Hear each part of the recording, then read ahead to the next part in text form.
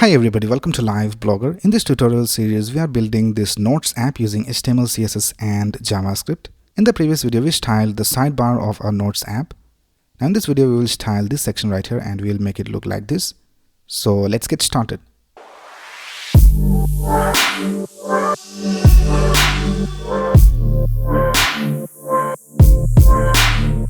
Right here, I'm in my source code and the next section is called main content.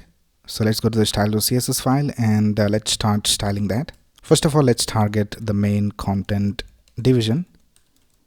And right now, if we just add a background color over here, we can see that it doesn't have the full width. So for that, let's type flex of 1. And now we can see it has the full width. So now let's go ahead and remove this background color. And let's set the background color to F5, F5, F5. Let's also add a padding and let's set the padding to 20 pixels. Right now, let's target this division called editor container, and that we have all the elements that we see over here. So let's target the editor container. I'll just type .editor container, and we will set the background color of the editor container to white. And let's set the height to 100%. And let's also add rounded corners. So let's type border radius of 10 pixels. And let's also add a box shadow. So let's type box shadow. And let's set the values to 0, 2 pixels, 10 pixels, RGBA, 0, 0, 0, and 0.1. And let's also set the display to flex. And let's type flex direction to column. Right now, let's target this top section right here, and if you go to the HTML file, it has this class of editor header, and in that we have the input and the editor actions, which are these buttons over here and this input field. So let's target this editor header. Let's go back over here and let's type .editor header, and let's set the padding to 20 pixels. Let's set the border bottom to 1 pixel solid E0, E0, E0. Now we want this input field and these action buttons to be one next to the other and to the extreme left and right sides. So here let's set the display to flex, align items to the center, and justify content to space between. So this is how it looks. Right now, let's target this title input. So here we can see we have this input field and we have this class of title input.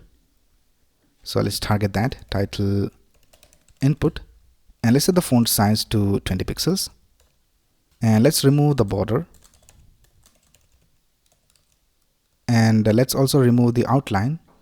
So we can see that we have this blue outline.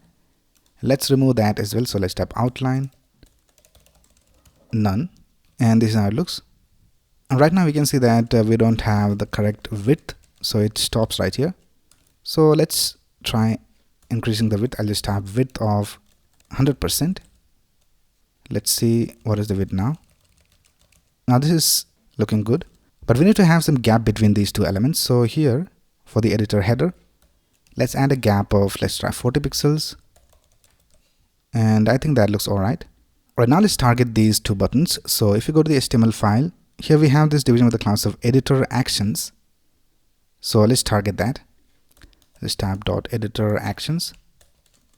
And let's set the display to flex, and let's add a gap of 10 pixels. So now these buttons are one next to the other.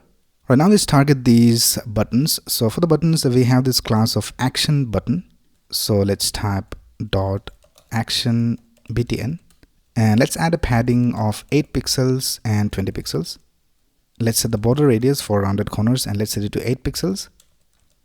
Let's also remove the border. So let's type border none. And let's add a box shadow, and let's set the values to 0, 2 pixels, 4 pixels, RGBA, 0, 0, 0, and 0.1. Right now, let's target all the action buttons except the delete button. So for that, we can just type action button colon not, and here we can add the class for the delete button. So here we can see for the delete button, we also have this class of delete. So here let's type .delete, and here we can just type background color of 256 3EB. And let's set the color of the text to white. So this is how all the action buttons will look except the delete button. So if you go ahead and add one more action button over here, and let's tap edit, we can see that we have the same color for all the other buttons except the delete button. So let's remove this. And now let's style the delete button. So let's tap action button dot delete, and here we'll just add a background color of transparent, and we'll set the border to 1 pixel solid, and for the color let's tap DC 2626. So this is how the delete button looks. And let's also change the color of the text. So let's tap color, and let's set it to the same color, DC 2626. Now let's add some hover effects as well. So here for the action button which are not delete, so let's copy this and paste it down here, and here let's type :hover, and when you hover over this, we'll just go ahead and tap background color, and let's set it to 1D 4ED8, and we'll just move it up a little bit. So let's tap transform, translate Y of -1 pixel, and let's also add smooth transition. So for the action button class, let's type transition of all 0.3 seconds ease, and this is how it looks. Let's also set the cursor to pointer. So let's tap cursor pointer. Or now let's add the hover effect for the delete button. So here I'll just tap action button dot delete, and here let's tap :hover, and here we'll just go ahead and type background color, and let's set it to DC 2626, and let's set the color to white, and let's tap transform, translate Y of -1 pixel.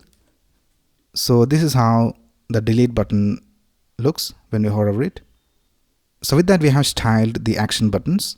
Right now let's style these editor tabs over here. So this is how the tabs should look. Let's go back over here, and let's go to the HTML file, and here we can see we have this division of the class of editor tabs. So let's target that. I'll just type .editor tabs, and let's set the display to flex. Let's add a gap of 10 pixels, and let's set the padding to 0 for top and bottom, and 20 pixels left and right.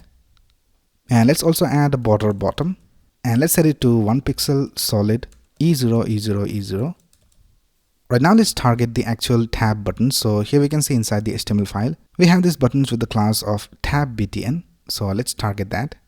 I'll just type tab btn, and let's add a padding of 10 pixels and 20 pixels, and let's set the border to none, and let's go ahead and set the cursor to pointer, font size of 14 pixels, and let's set the color to 666, and we'll just go ahead and remove the background. So let's tap background, and let's set it to none. And here we also need to add this underline when we have this active tab. So here for this tab button, let's type border bottom of 2 pixels solid, and by default we'll just type transparent over here, and here let's tap tab button, and when it is active we'll just add a class of active. So when the tab is active, let's set the color to 007 AFF, and let's set the border bottom color to the same color, 007 AFF. And now we can see that we have this active class over here for the edit, and it is looking alright. If you go ahead and change the active class and add it to the preview button, then we can see that the preview tab is active. Right now let's go back to the HTML file, and here we can see we have this division of the class of editor content, and then we have the text area and the preview content. So let's target this editor content. Here just type .editor content, and let's set the flex to 1, and if I just add a background color, we can see that it takes up the full width and height that it can. And let's go ahead and set the position to relative, and we will set the position of this not content and preview content to absolute, and it will be positioned relative to the editor content. So let's target this ID. Now for the preview content we have this class, so just add an ID over here as well. So let's type preview content, and let's go back over here, and let's type hash not content and hash preview content, and we'll just set the position to absolute. We'll just set the top to 0 and the left to 0, and let's set the width to 100%, and let's set the height to 100%, of the parent, and let's add a padding of 20 pixels. So this is how this text area looks right now. Now let's go ahead and remove the border that we have over here, and let's style it a little differently. So let's tap hash not content, and here let's tap border of none, and let's tap outline of none as well. We'll also remove this resize option, so let's tap resize of none. Right now we are not able to click on this not content because the preview content is on top of that. So for now we can just go ahead and type preview content, and we can just set the display to none. And now we are able to type over here. So let's go back over here and let's add some more styles. Let's type font family, and let's set it to Monaco and monospace. And let's go ahead and set the font size to 14 pixels, and let's set the line height to 1.6. So now we can go ahead and add our content over here. And with that, we have completely styled our Notes app UI. Now from the next video, we will start adding the functionality using JavaScript. So that's basically it for this video. If you have any doubts, you can ask in the comments below. And if you like this video, please click on the like button and subscribe to this channel to get the latest video updates. Thanks a lot for watching. Have a nice day.